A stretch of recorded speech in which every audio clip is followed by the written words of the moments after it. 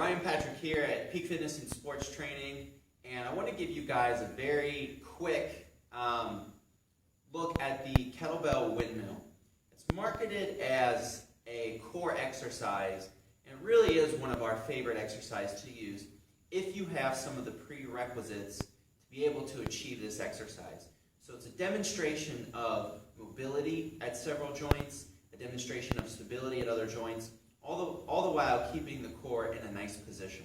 So you often might hear us talk about, what the core needs to look like. And very simply, we consider it to be set up like a box, where the top and bottom face each other, the front and back face each other, and then the two sides. Where a lot of people go for stability, or just in general, is they kind of lose the top and bottom of the box. So the lower rib cage lifts up and extends the back, and the hips typically fall into an anterior or forward tilt. And at that point, we really lose everything, because now the front's stretched out, the top and bottom are off, and the sides are even lengthened. So we just don't have effective core use. So it starts by having position here. Once we've got that, what we do for our setup is we go about shoulder width stance with our feet in parallel, and then we angle them about 45 degrees in the same direction. So my feet are still parallel here, but they're turned to the side. And right away, this back hip becomes the stance leg or support leg. It's going to hold about 80% of your weight. And so the first thing is we need to develop a good hinge, or learning how to fold at the hips and move our weight. So in parallel stance, this would be our Romanian deadlift, or learning how to move through the hip. When we angle the feet like that, we actually move preferentially into one side. Okay? So we need good hamstring flexibility. We need to understand how to shift that weight as kind of your prerequisites to even start with this motion. Now we're looking at T-spine, or that upper back mobility. So the ability to rotate through the chest without the low back turning as we reach down into this windmill. Okay? You can use a kettlebell in the bottom hand. You can use a kettlebell in this top arm. But what I recommend is that you start with just body weight, or as the kettlebell people like to call it, a naked windmill, to learn how to achieve this motion. So one thing we can do is take that bottom hand and go right down the inseam so that we learn how to hinge and rotate through that chest. We want to head towards the floor, but not necessarily to the floor, depending on your mobility. For some people, they just kind of reach or side bend here. So what we can actually do is take that bottom arm, cross it over the chest. That way we know we're getting the rotation through that T-spine until we reach the end of our range of motion.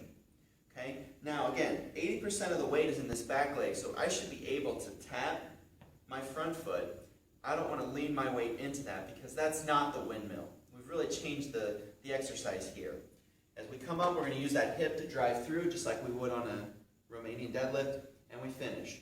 Core in position, arm is stabilizing the kettlebell, and again, we're going to hinge back, keeping this back leg straight. There's a slight bend in that front leg, and we're just going to go down or rotate through that chest as low as we can get until we reach our range of motion.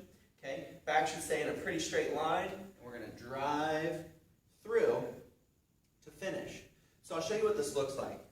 The low windmill is going to start with that kettlebell here.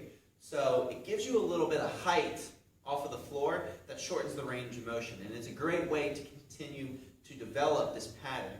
So you can use some freaky weight on this by getting down, crushing that bell, bracing, and getting into your windmill. And of course we can go overhead by getting a nice grip. Wrist is in a nice position. We're going to press it out and go through our range until we find the end. So there's a lot of little things that can go wrong on this, but suffice to say, there are a couple prerequisites. One is learning to hinge, okay? Developing the range of motion for that and the stability through the core. Two is learning how to open that upper back, the thoracic region, okay? Having the stability here again to support movement through there. And then there's just the motor skill part of this, of learning how to actually shift that weight. One more skill that we have, if you're not able to learn this weight shift, is you can actually slide that front foot and just press the heel right on your laces, and it will teach you to get that weight back. So just starting to practice that little bit of hinge will teach you the weight shift that you need. This is Ryan Patrick, your very quick Windmill 101. Hope you guys enjoy it. You can message us if you have more specific questions, and we'll show you a couple drills in the coming days that you can help build up to this entire windmill. Good luck.